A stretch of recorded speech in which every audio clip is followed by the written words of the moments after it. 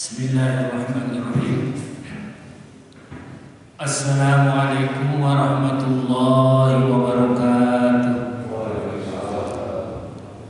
Hamdan wa syukran lillah, salatan wa salaman ala rasulillah Muhammad bin Abdillah wa ala alihi wa sahbihi wa man wala wa la hawla wa la quwwata illa billah, amma ba'd. Faqad qala Allah ta'ala fil Qur'anil Karim wa huwa asdaqul qailin, a'udzu billahi minasyaitonir rajim. Wa takum minkum ummatun yad'una ilal khair wa ya'muruna bil ma'ruf wa yanhauna 'anil munkar wa ulaika humul muflihun. Para jamaah subuh yang saya hormati, yang saya muliakan, mudah-mudahan kita semuanya dimuliakan oleh Allah Subhanahu wa taala. Kita bersyukur kepada Allah bahwa kita banyak diselamatkan oleh Allah Subhanahu wa taala. Orang lain ada yang terkena virus corona, kita alhamdulillah Allah selamatkan. Di tempat lain ada longsor, ada banjir, di tempat lain ada berbagai macam musibah, ada gunung meletus dan lain sebagainya.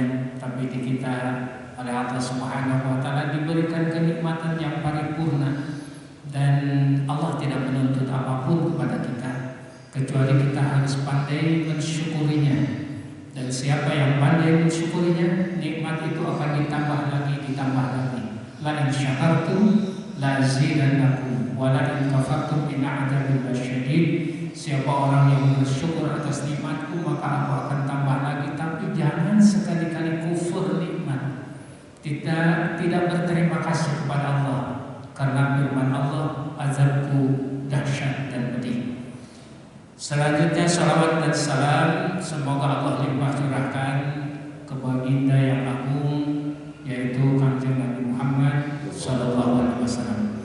Para jamaah rahimakumullah, sebagaimana tadi disampaikan bahwa tema pada kesempatan ini adalah 3 yang menyelamatkan. Salah satu munjian. Apa saja yang akan menyelamatkan kita? Kiranya tidak ada di dunia saja. Kita akan diselamatkan dunia dan akhirat apabila kita melaksanakan 3 amalan ini. Bahkan nanti ada amalan yang merusak. Jadi ini amalan yang menyelamatkan. Salah satu munjian. Ada 3 hal yang akan menyelamatkan kita. Fa khasyatullahi fis sirri wal alaniyah. Apa itu yang akan menyelamatkan kita? Fa khasyatullah, takut kepada Allah, takut kepada Allah. Takutnya luar biasa. Kalau bulu kuduk merinding mendengar bagaimana azab Allah Subhanahu wa taala, maka kita ketakutannya luar biasa. Itulah yang akan menyelamatkan kita. Kenapa kita sholat? Karena takut kepada Allah, takut akan azabnya Allah Subhanahu wa taala. Kenapa kita puasa di bulan Ramadan? Kita takut dengan kalau tidak melaksanakan perintah-perintah Allah Subhanahu wa taala. Para jemaah rahimakumullah, dan sengaja Allah setiap ibadah itu ada keistimewaannya. Nanti sebentar lagi, sekarang bulan Rajab, bulan Sya'ban, bulan Ramadan, kita akan masuk bulan suci Ramadan. Sabda Rasulullah SAW, man shoma Ramadana wa atsbahu sittan min Syawal kasawmid dahri. Siapa orang yang puasa di bulan Ramadan disambung ditambah dengan 6 hari di bulan Syawal, itu bagaikan puasa 1 tahun. Belum lagi kita puasa bayat, puasa tanggal 13, 14, 15. Itu sama dengan puasa 1 tahun. Kalau kita laksanakan setiap bulan, itu nanti akan berbanding lurus antara umur dengan ibadah. Bahkan ibadah itu akan melejit. Kita baru usia 40 tahun umpamanya, tapi ibadah kita itu sudah 60 tahun. Berarti ada ada sejajar sebanding minimal dengan usia. Bagaimana caranya? Seperti tadi, Seperti ada yang sholat 5 waktu. Kata Rasulullah, man sholat isya fi jama'atin ka'annama sholat nisfal lail. Siapa orang yang sholat isya dan tadi malam berjamaah, sholat isya berjamaah, maka sama dengan ibadah setengah malam. Kita belum masuk setengah malam, tapi pahala kita sudah disediakan. Bahkan man sholat subha fi jama'atin, sholat subuh berjamaah itu kasolati lailu kullu, itu sama dengan ibadah satu malam. Jadi satu malam kita mendapatkan pahala satu malam setengah. Para jamaah rahimakumullah, ini kalau usia kita 40 tahun, ibadah kita sudah 60 tahun. Wah, itu luar biasa. Ada passive income. Kalau di dalam ekonomi, passive income itu kita investasi, kemudian nanti proses berjalan, kita tidak apa-apa, tidak ngapa-ngapain, tapi kita mendapatkan keuntungan. Ini passive income di dalam ibadah. Jaga sholat isya berjamaah, jaga sholat subuh berjamaah. Niatkan takut kepada Allah. Ini yang akan menyelamatkan kita. Bukan mengejar pahala. Pahala itu urusan Allah. Bukan mengejar surga. Surga urusan Allah. Tapi apa yang difirmankan oleh Allah, apa yang disabdakan oleh Rasulullah SAW, kita jalankan. Niatkan karena takut kepada Allah. Takut, gembira, cemas, itu pekerjaan hati. Ada orang yang mencintai seseorang tidak terungkap, tapi Allah tahu. Yang tahu hati kita hanya kita dan Allah. Kita takut oleh binatang. Ada pepatah Arab, man yakhaful asad, siapa orang yang takut kepada binatang, asad itu harimau, fa'abadahu, maka dia harus lari. Tapi kalau takut kepada Allah, maka kita harus mendekati, taqarrub ila Allah, dan itu kita harus merasakan takutnya kepada Allah Subhanahu wa taala. Yang tahu hati hanya Allah dan kita, hanya berdua. Setan tidak tahu apa isi hati kita, malaikat tidak tahu, raqib dan atid hanya mencatat amalan-amalan saja. Apa yang kita amalkan dicatat. Kita sholat, catat sholat. Kita melakukan maksiat, dicatat maksiat. Kita tidur, dicatat tidurnya. Al-hukmu bizzawahir, hukumnya hanya yang zohir-zohirnya saja. Hati hanya kita dan Allah. Maka para jamaah rahimakumullah, ketika niat, maka yang berperan hati. Kata Rasulullah, an-niyatu hahuna. Niat itu di sini. Niat itu pekerjaan hati. Yang tahu kita dengan Allah Subhanahu wa taala. Kita sholat, dicatat sholatnya, rukuknya, sujudnya oleh malaikat. Tetapi pekerjaan hatinya hanya kita dan Allah Subhanahu wa taala. Malaikat tidak tahu, iblis tidak tahu isi hati kita. Nah, para jamaah rahimakumullah, ini perlu dikelola perasaan hati kita dan arahkan bahwa Allah itu mempunyai azab yang luar biasa. Seperti Rasulullah menghadapi pamannya Abu Thalib. Ketika Abu Thalib menjelang wafat, kata Rasulullah, ya ami qul la ilaha illallah. Wahai paman, ucapkan la ilaha illallah. Tetapi Abu Thalib itu seorang penguasa Ka'bah, banyak orang di situ. Ada Abu Jahal, ada Abu Sufyan sebelum masuk Islam. Nah, kemudian kata mereka, jangan, kita punya Tuhan Lata dan Uzza. Rasulullah kalah suara. Akhirnya pamannya tidak melakukan itu, tidak mengucapkan 2 kalimat syahadat. Nah, para jemaah rahimahullah, apa yang terjadi? Kata Allah Subhanahu wa taala, nanti cari di dalam Al-Qur'an, innaka la tahdi man ahbabta walakinallaha yahdi man yasha. Bahwa engkau wahai Muhammad tidak bisa memberikan hidayah kepada siapapun. Hidayah itu hak prerogatif Allah. Aku, kata Allah, yang akan memberikan hidayah. Nah, kemudian para jamaah rahimakumullah, maka karena sayangnya Abu Thalib itu membesarkan Rasulullah SAW dan melindunginya luar biasa, seharusnya Abu Thalib itu selamat. Dan Abu Thalib itu yang memprotek Nabi. Siapa yang berhadapan dengan Muhammad berhadapan dulu dengan pamannya Abu Thalib. Begitu hebatnya Abu Thalib untuk merawat, membesarkan dan melindungi Rasulullah SAW. Tapi karena yang paling utama di dalam Islam itu akidah, hanya mengakui dan menjalankan perintah-perintah Allah, hanya mengakui Allah sebagai Tuhan dan mengikuti perintah-perintahnya dan kita takut kepadanya. Itu yang akan menyelamatkan kita. Para jamaah rahimakumullah, sebagai imbalannya Allah Subhanahu wa taala tidak memasukkan Abu Thalib ke neraka, tapi tidak dimasukkan ke api nerakanya, hanya di pinggirnya saja. Kalau kita di pinggir laut ada pantainya, nah di situ di pantainya saja hanya diberikan teropak. Ada yang diriwayatkan oleh Imam Bukhari Muslim ini, inna ahwana ahlin nar, sesungguhnya yang paling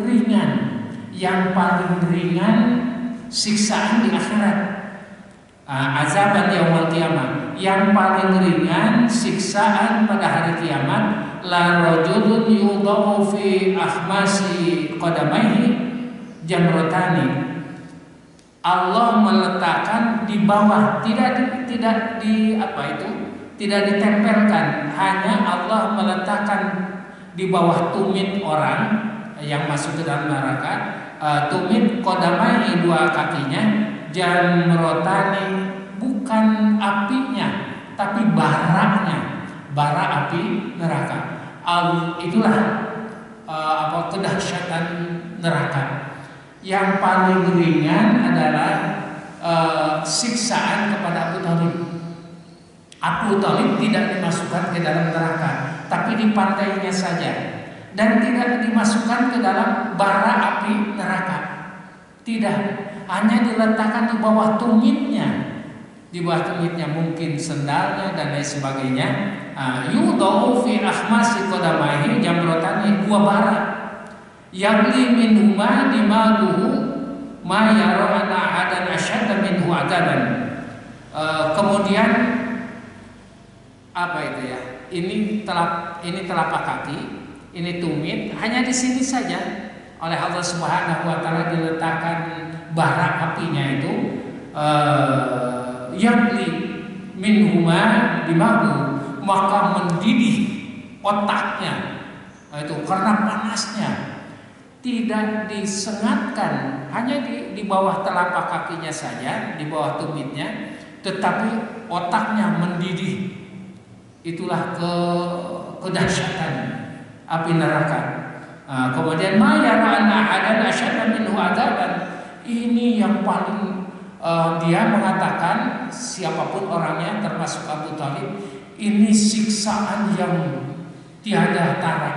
Ini siksaan, padahal belum masuk ke dalam neraka, baru disimpan bara apinya di bawah tumitnya, kemudian mendidih otaknya, dan dia mengatakan ini siksaan yang paling berat, yang belum sebetulnya masuk ke dalam sedang. Wa annahu la ahwanuhum adaban, tidak ada yang paling ringan. Padahal tidak ada yang paling ringan siksaannya kecuali itu yang paling ringan. Tidak dimasukkan ke dalam api neraka, tapi disiapkan baraknya, kemudian mendidih otaknya dan menghancurkan seluruh tubuhnya. Nah, para jamaah rahimakumullah, itu kedahsyatan api neraka. Kita harus takut. Jangan orang minta kapling kepada Allah. Nggak apa-apa saya masuk neraka di dunia sekarang sedang enak-enaknya. Tapi kalau sudah masuk ke dalam neraka, naudzubillahi min dzalik. Para jamaah rahimahullah, ini salah satu yang harus kita takuti adalah azab Allah, dan azab Allah itu akan terkena kepada siapapun, Setiap orang yang berdosa kena azab Allah dan tidak akan selamat dari azab Allah Subhanahu wa taala kecuali orang yang taubat. Islam memberikan jalan keluar, solusi yang terbaik. Siapa orang yang melakukan dosa, ya sudah dilakukan, bagaimana lagi? Tapi supaya tidak terkena azab Allah, dia menghentikan semua dosa-dosa yang dia lakukan. Itulah bertobat. Apa itu tobat? Tubu ilallahi taubatan nasuha. Firman Allah Subhanahu wa taala, ya ayyuhalladzina amanu tubu ilallahi taubatan nasuha. Wahai orang yang beriman, bertobatlah kamu kepada Allah dengan taubat nasuha. Asa rabbukum ayyukaffira ankum sayyi'atikum wa yudkhilakum jannatin tajri min tahtiha al-anhar. Nanti kamu akan dihapus dosanya. Dosa sebesar apapun kecuali dosa musyrik. Nah, itu kalau tidak kalau dia tidak matinya ada ya ayyuhalladzina amanu taqullaha ya ayyuhalladzina amanu taqullaha haqqa tuqatih wa la tamutunna illa wa antum muslimun. Wahai orang yang beriman, bertobatlah kamu kepada Allah Subhanahu wa taala, bertakwalah kamu kepada Allah, dan janganlah kamu mati kecuali dalam keadaan Islam. Siapa yang akan selamat? Yang bertobat.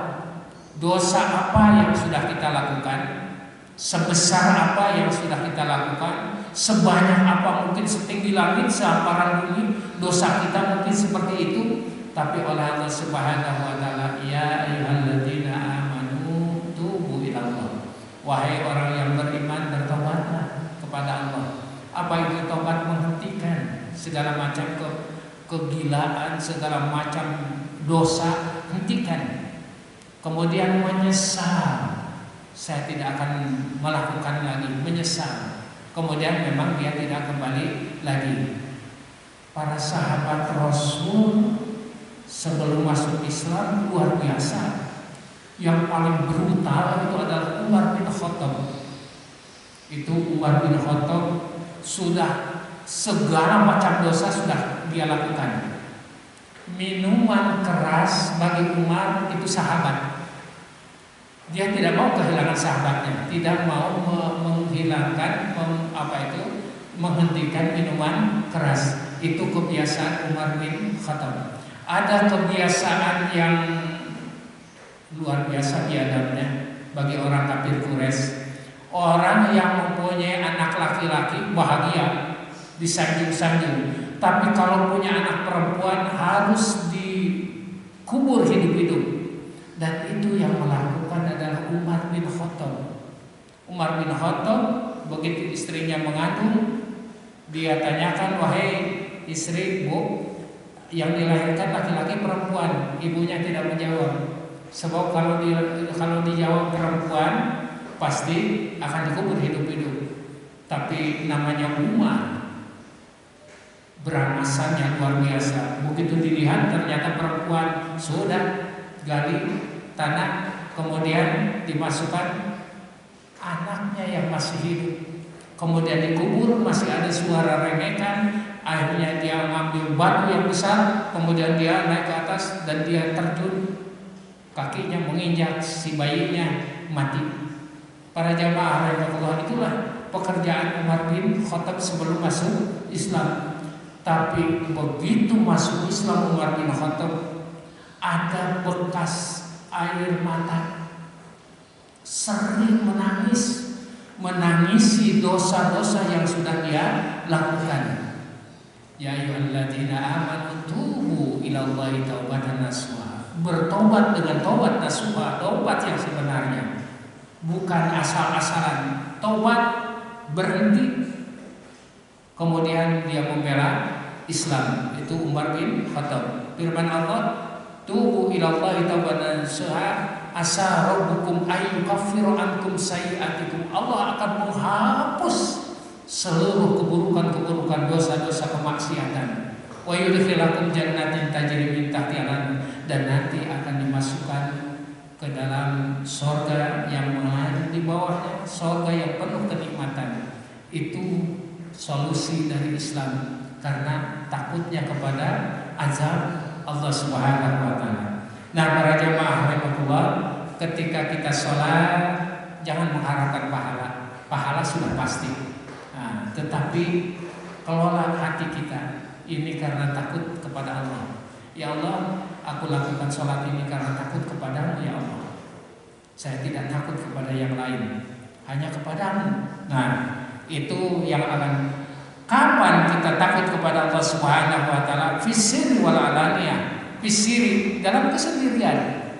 Anak tidak ada, istri tidak ada. Kalau mainin HP, WA dan lain sebagainya, melihat gambar yang tidak baik, itu mudah. Tapi karena dia takut kepada Allah, tidak dilakukan itu. Hanya dia berzikir kepada Allah Subhanahu wa taala. Sebab Allah berfirman, "Fazkuruni azkurkum washkuruni wala takfurun." Fazkuruni, berzikirlah, ingatlah kepadaku, ingat terus, ingat kepada Allah. Nanti aku akan zikir kepadamu, aku juga akan ingat kepadamu. Zikir kita kepada Allah, sebut nama Allah. Apakah ya Allah, ya Allah, ya Allah, atau la ilaha illallah, la ilaha illallah, itu tahlil namanya. Di saudara-saudara kita ada yang suka selesai ada yang meninggal suka ada tahlil. Bolehkah? Boleh. Sebab tahlil itu la ilaha illallah, tasbih itu subhanallah dan lain sebagainya. Nah, kemudian para jemaah rahimakumullah, ketika kita sudah atau hidup kita selalu di bawah ketakutan kepada Allah, maka Allah akan melindungi kita. Kalau kita ingin dilindungi Allah, takutlah kepada Allah. Jangan berani kepada Allah, atau jangan takutnya ucapan saja, takut kepada Allah, takut kepada Allah, sholat tidak, puasa tidak, malah membuat keonaran. Wah, itu takutnya hoax itu. Nah, para jamaah rahimakumullah, apa yang kedua, yang pertama itu yaitu kita takut kepada Allah dalam keadaan sendirian atau di tengah orang banyak. Tengah orang banyak, dia tidak mau nipu, dia tidak mau mencuri, tidak mau mencopet. Kenapa? Takut oleh Allah Subhanahu wa taala. Allah itu luar biasa tajamnya, CCTV Allah itu luar biasa. Jadi apapun yang kita lakukan, tadi malam kita tidur dengan siapa, kita tidur di mana, apa yang kita lakukan, mulai awal malam sampai akhir malam, Allah sangat tahu. 8 miliar 9 miliar manusia, satu-satu Allah tahu. Sudah ada utusan-utusan Allah, para malaikat raqib dan atid. Allah sendiri yang mengawasi, Allah yang mengatur. Alladzi khalaqal mauta wal hayata liyabluwakum ayyukum ahsanu amala. Surat Al-Mulk. Para jamaah rahimakumullah, Allah yang mengatur semuanya. Nah, termasuk hujan. Di sana banjir karena deras, apa itu air hujan yang deras berkiriman dari mana-mana. Nah, kemudian terjadilah banjir. Itu kehendak Allah. Itu Allah yang mengatur. Kalau ingin tidak seperti itu, kita harus berpikir. Kita diberikan pikiran, otak oleh Allah Subhanahu wa taala, bagaimana caranya. Nah, para jamaah rahimakumullah, tinggal kita menjalankannya. Jangan ini ada tanah kemudian kita bangun, tidak berpikir dampaknya. Kemudian para jamaah rahimakumullah, yang kedua, wasodaqah fil faqri wal ghina. Sodakoh itu luar biasa. Jadi yang menyelamatkan kita adalah sodakoh. Orang yang sodakoh adalah orang yang disukai oleh Allah. As-sahiyu qaribun minan nas, qaribun minal jannah, qaribun minallah, qaribun min minan nas, qaribun minal jannah. Orang yang dermawan ke masjid, orang yang dermawan itu mampu mendermakan hartanya minimal setengah dari yang kita miliki. Kalau itu imannya Umar bin Khattab. Kalau imannya Abu Bakar Siddiq belum ada yang menyamai. Imannya diukur dari sedekah. Kenapa? Karena Abu Bakar Siddiq ketika Rasulullah menyampaikan, wahai sahabat-sahabatku, siapa yang akan memberikan dana jihad, sedekah untuk tegaknya Islam, yang acuh Abu Bakar, berapa yang akan engkau berikan wahai Abu Bakar? Kata Rasul, kata Abu Bakar, seluruh hartaku. Belum ada kita. Minimal begini saja. Kalau kita akhir bulan atau awal bulan mendapatkan gaji, belum berani karena iman kita belum sampai seperti Abu Bakar. Maka seluruh gajinya diberikan ke masjid, belum ada. Minimal setengahnya, kayaknya belum ada juga. Sebab kalau di masjid dibuka keropak itu paling 500, 2.000, 5.000. Paling banyak jarang sekali 50.000, jarang. Tapi nggak tahu di Al-Quran mungkin 50.000 semua atau 100.000 semua, alhamdulillah. Nah, para jamaah rahimahullah, kalau ingin mengukur iman kita, maka lihat dari sedekahnya. Jangan orang lain yang mengukur kita ukur diri kita. Berapa banyak kita bersedekah, itulah iman kita. Sebesar itu iman kita. Ketika kita mempunyai 10 juta, coba masukkan ke dalam keropak, masih 5 juta masukin. Kata yang sebelah, kok lama amat ini. Nah, biasanya keropak itu kan cepat, serelek. Ini lama, ternyata dia masukinnya 5 juta untuk mengukur imannya dia. Dan itu tidak ada rasa penyesalan. Aduh, sayang, coba kamu beli sate berapa tusuk ya? 5 juta. Bagaimana kalau beli sepatu, kalau beli itu banyak. Tidak berpikir begitu. Untuk Allah, ini untuk Allah. 5 juta untuk Allah. Nah, itu as-sahihu namanya. As-sahihu itu adalah orang yang dermawan, ahli sedekah. Orang yang seperti itu qaribun min Allah. Dia dekat dengan Allah. Namanya dekat, enak gitu. Kalau dekat itu, dekat dengan wali kota ngobrol enak saja. Nah, bagaimana? Kapan nih kita ketemu lagi dengan wali? Kalau imam kan wali kota kabupaten, dengan ibu ada. Nah, para jamaah rahimahullah, kalau dekat itu udah enak saja. Orang yang dekat dengan saya ngomong seenaknya, dia ngomong, tapi dalam batas akhlak. Nah, tapi ada kedekatan itu luar biasa. Siapa yang dekat dengan Allah? Orang yang dermawan, dekat sekali dengan Allah. Bahkan dicintai oleh Allah. Dia mencintai Allah, Allah mencintai dia. Wah, itu luar biasa sedekah itu. Kemudian qaribun minan nas, dekat dengan manusia.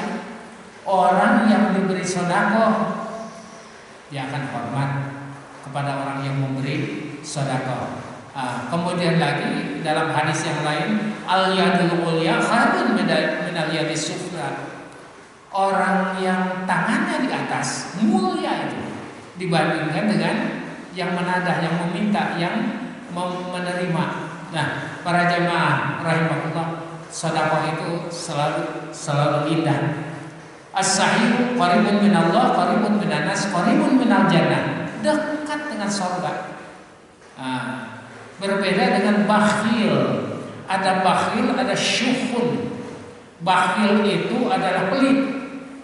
Dia tidak mau mengeluarkan untuk sedekah. Selalu sayang. Saya yang capek-capek, saya yang bekerja, saya yang punya uang. Kenapa enak saja memberikan kepada fakir miskin? Kerja dong seperti saya. Tidak begitu as-sa'id. Tapi orang yang pelit seperti itu pemikirannya. Kalau ke masjid, di masjid kan banyak orang lain. Kalau saya memberikan 10.000 itu sudah cukup lah. Sebab yang lain juga itu akan memberikan kan. Kalau dikumpul-kumpul jadi banyak. Itu pemikiran orang yang pelit. Ada seorang ibu pengusaha, kata rekan kerjanya, rekan pengusahanya, Bu Haji, apakah tidak sayang itu uang dibagi-bagikan kepada kepada fakir miskin, kepada masjid, majelis taklim?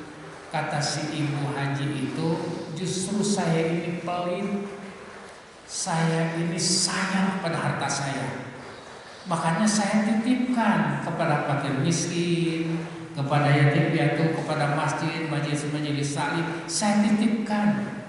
Nanti di akhirat akan saya minta lagi kepada Allah, saya ambil lagi. Dan memang begitu sedekah itu. Sedekah itu adalah mengeluarkan harta untuk kita. Jadi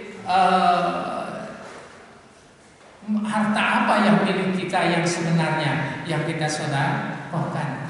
Ketika kita mempunyai uang 1 juta, kemudian sedekah 100.000, tinggal sisanya 900.000, maka hakikatnya yang kita punya yang 100.000 yang kita sedekah, yang 900.000 itu mungkin larinya ke Spiteng, mungkin akan larinya kalau mobilnya mogok ke mobil dan lain sebagainya. Itu tidak akan menjadi milik kita. Yang jadi milik kita yang kita sedekahkan. Orang yang pelit, dia nantinya di akhirat tidak punya apa-apa. Dan harta yang ada akan dia tinggalkan. Dia punya 1 miliar karena mendapatkan apa, kemudian dia mati, 1 miliar tidak akan dibawa. Tapi kalau 1 miliar disedekahkan, itu luar biasa. Al-bakhil ba'idun min Allah. Orang yang bakhil jauh dari Allah. Allah tidak suka kepada orang yang bakhil. Ini yang akan menyelamatkan kita di dunia dan di akhirat. Al-bakhil ba'idun min Allah, ba'idun minan nas. Dijauhi oleh manusia. Kaya raya tapi tidak pernah sedekah. Ba'idun minal jannah, jauh dari surga. Qaribun minan nar, dekat dengan api neraka. Nauzubillahi min dzalik. Nah, itu bakhil. Ada lagi syuhud. Syuhud itu bakhil yang luar biasa, pelit yang luar biasa. Dia tidak memberi dan menyuruh orang tidak memberi. Begitu apa itu? Buat apa? Buat masjid. Jangan. Ke masjid mah jangan 100.000, sayang. Cukuplah 2.000, cukuplah 500 perak. Itu syukur namanya. Dia tidak memberi dan mengatakan kepada orang jangan memberi. Nah, itu lebih parah itu. Nah, para jamaah rahimakumullah, yang akan menyelamatkan kita adalah orang yang banyak sedekah.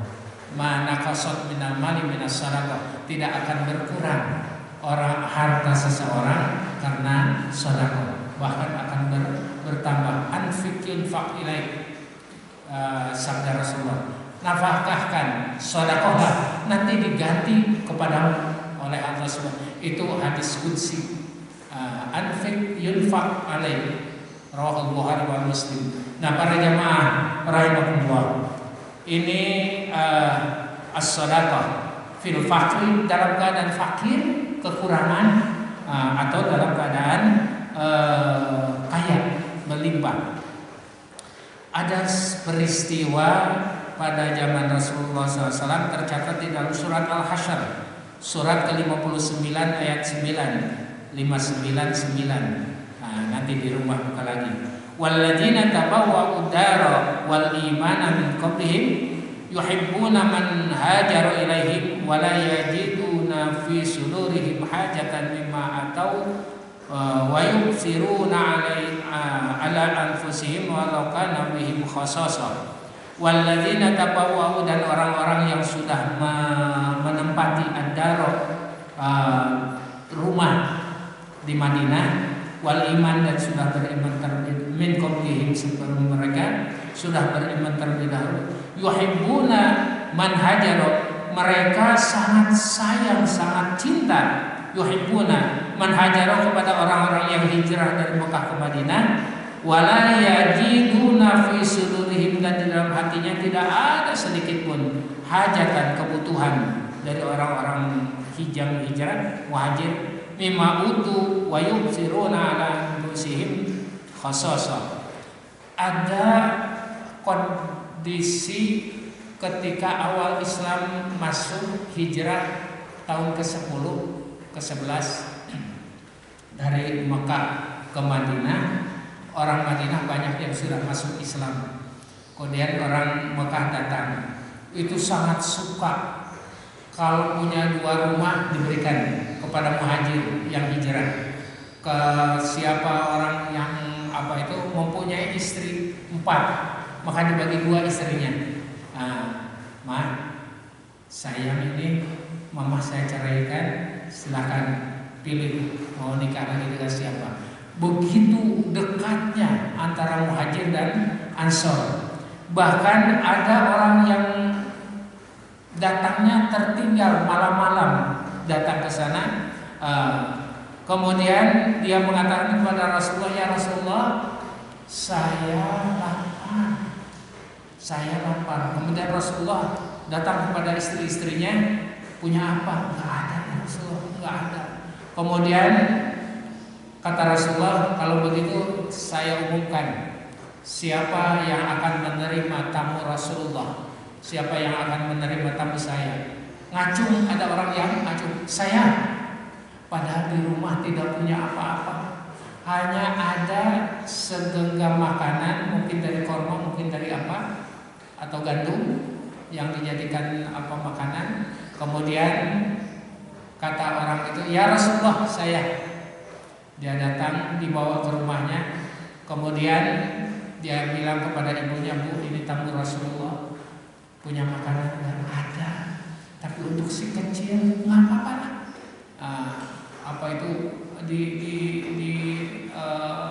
Di empok-empok aja lah anak kita.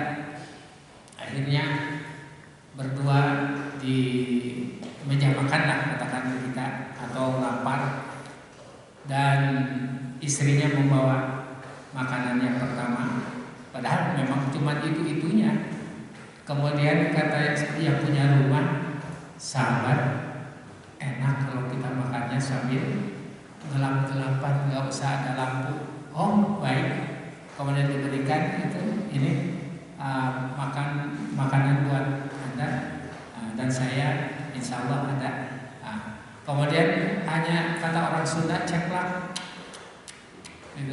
Padahal nggak makan apa-apa sahabatnya itu, tapi orang yang datang itu makan lapar sampai habis, sampai pagi, nginep sampai pagi. Ketika selesai sholat subuh, kata Rasulullah, para jamaah, ada orang yang luar biasa di hadapan Allah.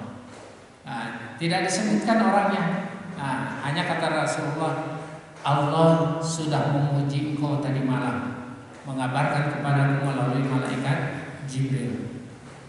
Itu karena sedekah. Wa yusiruna, dia mengutamakan ala anfusihim, daripada dirinya, walau kana bihim khassasah, dia mengutamakan orang lain walaupun dirinya sangat perlu, sangat membutuhkan. Dia juga lapar, hanya ini untuk anaknya, tapi diberikan kepada tamunya. Maka ada sanjungan dari Allah Subhanahu wa taala melalui Rasulullah SAW. Itu sedekah yang dalam keadaan kesulitan, apalagi dalam keadaan lapang. Banyak harta adalah, tidak banyak hartanya. Itu saya punya murid, dia itu ternyata pemulung. Kemudian kata saya, biasanya dapat berapa? Pak, kadang-kadang dapat 80.000, kadang-kadang dapat 50.000, kadang-kadang hanya 20.000. Kemudian dimakan semua? Enggak. Saya berikan, kalau hari Jumat kalau saya dapat 20.000, saya masukkan ke keropak 10.000. Itu memberi kepada masjid, sedekah kepada masjid 50% dari penghasilan dia. Dapat 20.000, dimasukkan 10.000, luar biasa. Itu pemulung. Mungkin imannya tinggi, kata saya. Ini luar biasa ini anak. Jadi dia bukan berarti tidak butuh, dia butuh, tapi sedekah yang dia lebih utamakan. Nah, para jamaah rahimakumullah, itu nanti ada itu lagi passive income. Idza mata ibnu adam in qata'a amalihi illa min salasin shadaqatin jariyatin. Ketika seseorang mati, idza mata ibnu adam in qata'a, maka putus seluruh amal perbuatannya. Orang yang mati kita tahu dia tidak bisa sholat, bahkan disolatin. Dia tidak puasa, artinya tidak niat puasa, dan memang dia puasa karena mati. Nah, kemudian dia tidak bisa beribadah apapun. Idza mata ibnu adam in qata'a amaluhu, apabila seseorang meninggal putus seluruh amal perbuatannya, illa min salasin, kecuali 3. Apa yang pertama? Shadaqatin jariyatin. Sedekah jariyah itu tidak akan putus. Ini passive income-nya tidak akan putus. Dia mati akan ngocor terus pahalanya. Seberapa banyak dia ngocornya, seberapa banyak dia sedekahnya. Sedekah yang paling baik adalah sedekah ketika sholat Jumat. Itu tidak ada yang tahu. Kata Rasulullah SAW, kalau ingin meredakan murkanya Allah, maka sedekahlah dengan sembunyi-sembunyi. Tangan kanan sedekah, tangan kiri jangan tahu, padahal tahu tangan kiri juga. Nah, artinya jangan dipublikasikan. Begitu ada keropak 200.000 dilipat-lipat, masukkan, sudah, tidak ada yang tahu kecuali Allah. Allah suka. Ketika Allah akan murkanya diambil lagi, dicabut lagi. Sekarang hanya yang ada sayang kepada orang itu gara-gara sedekah. Fisiri wal ananiyah, dalam fil fakri wal ghina, dalam keadaan fakir, tidak mampu atau berlimpah dua. Yang pertama, yang kedua ya. Yang pertama adalah takut kepada Allah. Yang kedua sedekah, itu yang akan menyelamatkan, amal yang akan menyelamatkan kita di dunia dan di akhirat. Yang ketiganya wal adlu fir ridha wal ghadab. Dia selalu berbuat adil. Kalau hakim, kata Rasulullah ada 3 hakim. 2 hakim masuk neraka, 1 hakim masuk surga. Siapa 2 hakim yang masuk neraka? Dia tidak tahu ilmu hukum, kemudian dia menghukumi. Apakah dia itu ahli hukum yang positif, ahli hukum undang-undang yang ada yang berlaku, atau dia ahli hukum Islam? Kalau ada orang yang bersalah melakukan ini, melanggar hukum, maka hukumannya ini. Dia tidak tahu, tapi menjatuhkan vonis masuk neraka. Yang kedua masuk neraka adalah dia tahu ilmu hukum, tahu S2 bahkan doktor, S3 tentang ilmu hukum, ahlinya ya. Tetapi begitu dia menjadi kepala pengadilan, memutus tidak sesuai dengan ilmu hukum, dia memutusnya sekehendak dia. Mungkin karena bencinya, mungkin dia tahu bahwa dia itu orang yang yang pernah menyakiti dia, dalam keadaan ridho dan dalam keadaan ghadab, dalam keadaan tenang dan dalam keadaan marah itu harus sama, harus sama. Nah, ini tidak sama, tidak sesuai. Karena dalam keadaan marah maka seenaknya saja itu dia memutuskan final, dia masuk ke dalam neraka. Tapi ada hakim yang masuk ke dalam surga. Dia tidak pernah menerima apapun dari siapapun kecuali gajinya sendiri. Kemudian memutus sesuai dengan ilmu hukum yang ada, maka itu masuk surga. Nah, para jamaah rahimahumullah, adil, berbuat adil. Seorang ibu harus adil kepada anak-anaknya. Seorang suami, seorang bapak harus adil kepada istrinya dan kepada anak-anaknya. Bagaimana cara adilnya?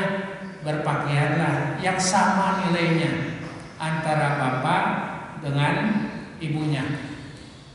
Mungkin beda bahannya, sama bahannya, tapi beda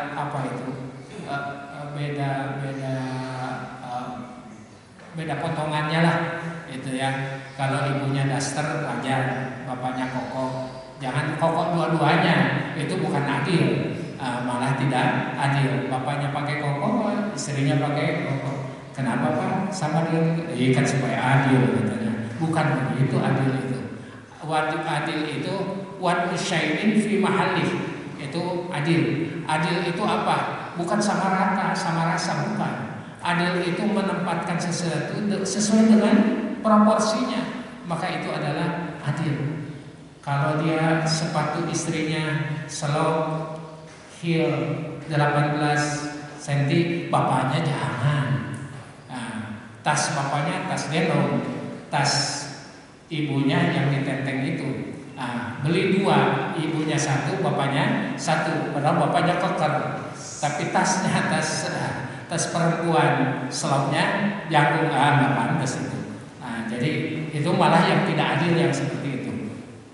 Juga beda dengan anak, bisa jadi itu. Kalau anaknya masih SD, seragamnya bawahnya apa itu? Merah, atasnya putih, bapaknya nggak usah begitu. Begitu kok bapak dengan anak sama aja ini, ke atas putih, ke bawah mereka supaya adil. Bukan begitu adil itu, menempatkan sesuatu pada tempatnya, itu namanya adil. Dan ini diperlukan, dan insya Allah orang yang adil ini akan diselamatkan di dunia dan di akhirat. Masih lama ya? Berapa menit lagi? Syukur. 3. Ada pertanyaan? Mangga. Tadi kan bagaimana caranya untuk menjaga keistiqomahan rasa takut kepada Allah. Ya. Tadi berkata kalau takut kepada binatang macan berarti harus jauhi. Ya. Tapi takut kepada Allah kita mendekat seperti sholat, pengajian seperti ini. Nah terkadang di luar pengajian, di luar sholat kita rasa takut itu bisa berbuat. Terus jangan sampai ada istilah STMJ pakai sholat terus maksiat jalan. Jadi untuk menjaga rasa takut kepada Allah dimanapun gimana caranya gitu. Ya. Kalau maksiat pasti dibenci oleh Allah. Ujung-ujungnya neraka. Harus ingat itu.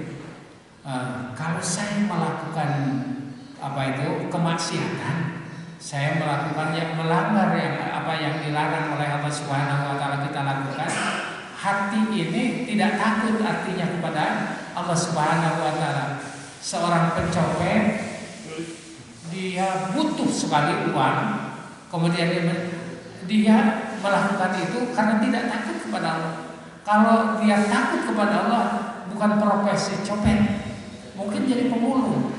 Kenapa jadi pemulung? Saya tidak berani mencopet, takut digebukin, bukan, takut oleh Allah. Jadi fazkuruni azkurkum, ingat saja kepada Allah. Ada ya seperti tadi, sholat, maksiat, tidak begitu. Wala talbisul haqqo bil batil. Orang yang takut kepada Allah tidak mencampur adukan antara hak dan batil, antara ibadah dan maksiat, tidak dicampurkan. nanti tidak akan bersambung, tidak akan bertemu maksiat dengan ibadah tidak akan bertemu. Ketika dia melakukan maksiat, ibadah-ibadah habis, pahalanya habis. Ketika dia beribadah, maka itu menghapus dosa-dosanya. Nah, jadi tidak akan seperti pelit dengan iman. La yajma'u bainal iman wal bakhil. Tidak akan bertemu antara pelit dengan iman. Idza dakhalal iman kharajal bakhil. Kalau dia beriman berarti dia tidak akan pelit. Nah, ketika wa idza dakhalal bakhil kharajal iman. Jadilah dia orang pelit, berarti dia tidak beriman kepada Allah Subhanahu wa taala. Jadi begitu dalam keistiqomahan kita menjalankan perintah Allah karena takut kepada Allah Subhanahu wa taala, takut azabnya, takut tidak diberikan pahala, takut tidak dibarokahkan, takut tidak mendapatkan rahmat Allah. Banyak ketakutan-ketakutan oleh Allah akan diamankan. Tapi dia nyaman. Dia minum minuman keras nyaman. Dia bergaul dengan perempuan siapa saja enak, nyaman. Oh, itu akan diberikan ketakutan nanti di akhirat. Tidak akan bertemu antara dua takut dan dua aman. Takut di dunia, takut di akhirat tidak akan ketemu. Takut di dunia kepada Allah berarti akan dinyamankan oleh Allah nanti di akhirat. Kalau merasa tenang, aman, nyaman di dunia, maka dia akan diberikan ketakutan yang luar biasa di akhirat. Jadi tidak akan ada kenyamanan dua dan ketakutan dua kali. Kalau di dunia merasa takut, melanggar perintah-perintah Allah, maksiat, takut, maka dia akan aman nanti di akhirat, dilindungi oleh Allah. Nah, tinggal kita hidup dalam pilihan, mau memilih di dunia merasa aman, berarti nanti kita ketakutan yang luar biasa nanti di akhirat.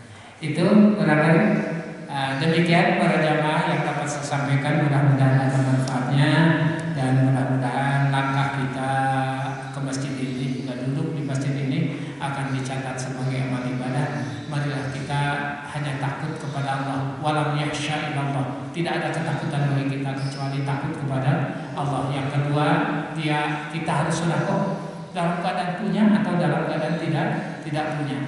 Ketika kita punya, sedekah. Ketika kita tidak punya, jangan mengeluh. Jangan mengeluh. Itu Allah tidak suka kepada orang yang mengeluh. Orang yang mengeluh berarti tidak ridho dengan ketentuan takdir dari Allah Subhanahu wa taala. Kemudian yang ketiganya sedekah, berbuat adil. Berbuat adillah dalam keadaan bagaimanapun. Kita dengan keluarga harus adil. Mudah-mudahan ada manfaatnya dan marilah kita baca kafaratul majlis. Bismillahirrahmanirrahim. Subhanakallahumma wa bihamdika asyhadu an la ilaha illa anta astaghfiruka wa atubu ilaik.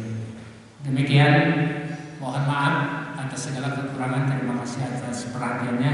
Wallahu muwaffiq ila aqwamit thoriq fi sabilillah. Assalamualaikum warahmatullahi wabarakatuh.